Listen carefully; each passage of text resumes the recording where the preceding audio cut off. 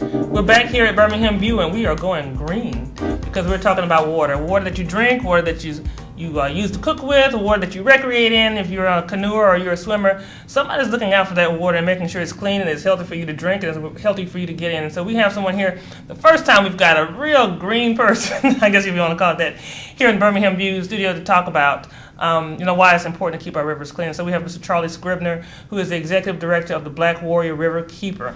So what does a Riverkeeper do, Mr. Riverkeeper? Well, locally, we have an office in Birmingham, but we are actually, our mission is to protect and restore the Black Warrior River and its tributaries. And so that watershed, in other words, the land area that drains to the Black Warrior River, includes parts of 17 counties, all in Alabama. So our office is here, but we patrol for pollution sources throughout the 17 county area, and then when necessary, we'll follow up and devise solutions to those pollution problems. So a lot of the creeks and the rivers that flow through Birmingham actually flow into the Black Warrior River. That's on the western edge of the county. Is that right? That's correct. And so there's like creeks, Village Creek exactly. and Valley Creek and all those creeks. Those are the ones that go 5 Mile Creek. 5 Mile Creek, the creek in Avondale. I think there was company, was it McWayne, that got in trouble. There's a lot of people. That's correct. Dumping. They just settled the case with the federal government. But Avondale Creek flows into Village Creek, so you know your local creeks pretty well. But but being a reporter, I went to a lot of them when they flooded, and poor residents that got put out. So I do know those.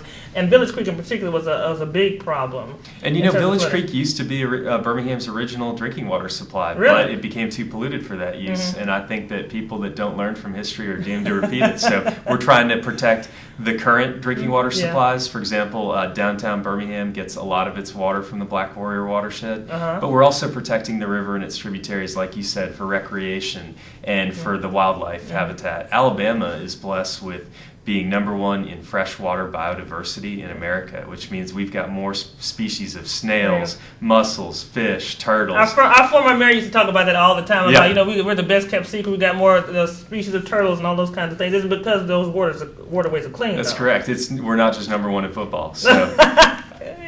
But what a riverkeeper does is like I said, we patrol for major sources of pollution to those waterways throughout the 17 counties, and we will contact violators when we find a significant and ongoing problem. Okay, now that goes back to why a riverkeeper, because I thought we had ADEM, the Alabama Department of Environmental Management, if I'm right. That's correct. And that's their job to look out to make sure that the waterways are protected. And so why do you? Is this like another layer of bureaucracy, or what do you? No, they are a government agency, and we are a nonprofit citizen group.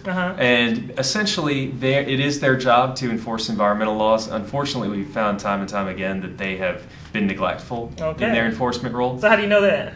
We know that because we actually review pollution reports from various facilities, whether they're government or privately owned, and we will find hundreds and sometimes thousands of violations that they've reported to ADEM without any penalties, or really without any follow-up other than a letter saying, we'll try better next time, guys. So what we do is we can step in if we have local representation, i.e. members, in an area that's being polluted, and we can actually use the citizen lawsuit provisions of the Clean Water Act to enforce environmental laws when the government isn't.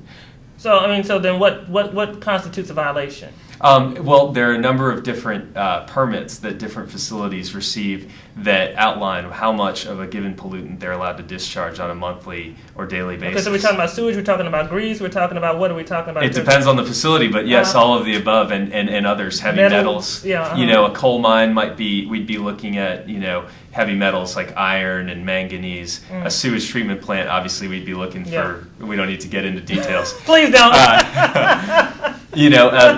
On construction sites, we'd be largely looking at dirt getting in sedimentation, getting into the water. So it depends. But I mean, is it a bad thing? I mean, how do you you've got to have industry, you've got to have things like that, but how do you balance the two in terms? We're certainly not anti-industry. I want the economy to be strong. The thing is, there are many government and privately owned industries and facilities in the state that are not violating environmental laws. And I don't actually think it's fair to them when their competitors or their neighbors are violating those laws. It's like being in a race with someone who's on steroids and you're not. So, these people are cutting corners when they're violating the law, and they're putting the pollution burden on the public as well as, the private property of their neighbors. So how is that endangering our health? And I mean, we're not saying that the water is bad here in Birmingham. Correct. Not necessarily, because we've got award-winning quality water, if you want to, at the Birmingham Water Works.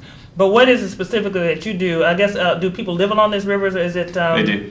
And so then you're protecting those people as well. And how far does your patrol go, I guess, in terms of... The rivers... I know it's 17 counties. Right. The river's approximately 300 miles long. So it starts in the Sipsey Wilderness, Bankhead National Forest in Winston County, and then the Mulberry Fork's in Coleman County, and the Locust Fork is in Blount County. And those three rivers combine about 30 miles west of Birmingham to the Black Warrior proper, which then goes down through Tuscaloosa, which means Black Warrior in Choctaw, actually. And then it flows down to Demopolis, where it combines with the Tom Bigby River and heads to Mobile Bay. So our patrol area ends at Demopolis.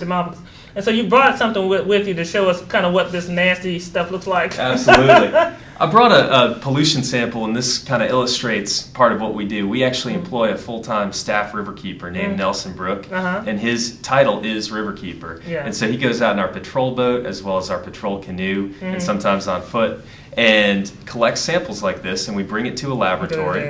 Yeah, you can grab that. It's not toxic. This is a sample of oil and grease, which was a violation of the Clean Water Act, but I purposely didn't bring something in here that would be dangerous for you to hold. Oh, nasty. Okay. It was bad for the fish, though. We got reports of fish kills in that area. This was from a facility in Moundville called Alabama Biodiesel.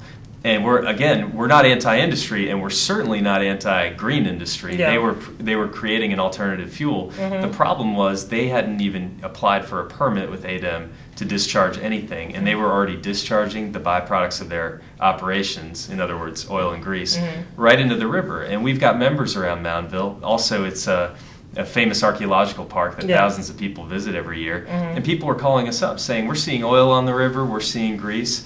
So this helps illustrate an example of what we might do. We went in there, Nelson collected these samples, brought them to a lab in town, who analyzed them, get the exact levels of pollutants in there, and then we call the violators and we say, we've got the evidence of pollution here, what are you going to do about it?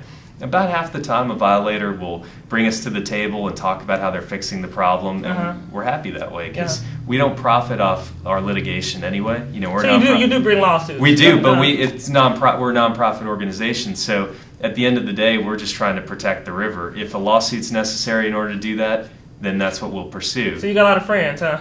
Well, sometimes we do make enemies because people don't want to work with us, but we just want to help the public out. There are about 1 million people living in the Black Warrior watershed, and there's hundreds of thousands of people in Birmingham, for example, that get drinking water from it.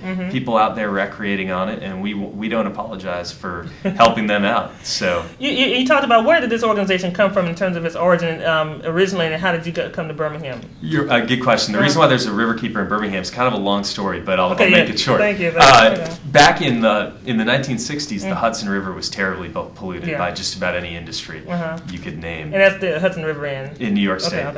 And a group of fishermen got together, and they were talking about how they could fix the problem, because just like in Alabama today, in the New York State government, they weren't actually enforcing the environmental laws that were being violated and causing the pollution. So these fishermen set up the first Riverkeeper organization. They had a sports writer from Sports Illustrated among their ranks, and these were all patriotic ex-military veterans, commercial fishermen, and they set up Riverkeeper. They started suing the industries up and down the Hudson. There must have been a lot of them, especially in New York. There were quite a few. Yeah. And they did such a good job of cleaning up the Hudson, which is much more swimmable and just approachable than it was back then, that people on other waterways were reading about them in the New York Times and whatnot and saying, how do we get this on our river? How do we have a soundkeeper or a baykeeper or a riverkeeper? And so it went from Long Island Sound, and then there was one in San Francisco Bay, and then it came to Atlanta with Upper Chattahoochee Riverkeeper. Yeah. In 2001, a young professional in Birmingham named David Whiteside started Black Warrior Riverkeeper because his godfather was Bobby Kennedy Jr., who was the attorney for the Hudson Riverkeeper. The reason why Bobby was his godfather was because David's great uncle was Judge Frank M. Johnson, who was the federal judge that legally desegregated Alabama. Sure did. So Bobby had been studying about Frank Johnson and the civil rights movement while he was in college. And when he came down here to do some interviews, David was born. This was the very late 70s. And so Bobby became his godfather, tutored him about the Waterkeeper movement, and now we have Riverkeepers not only in Alabama, but on every continent in the world, except for Antarctica. They don't think they need anything. Right. I mean, that's a different issue. So if somebody wants to report anything to you guys, is there a number that people to call? Yes, they can call 205-458-0095, and they can also report pollution on the website, which is blackwarriorriver.org. Okay. We don't want to get anybody in trouble, but if something happens, Charlie and his group are here to watch out for us. So we appreciate you guys what you're doing. Thank you very much. Thank you for the opportunity. So we'll be right back after this short little break.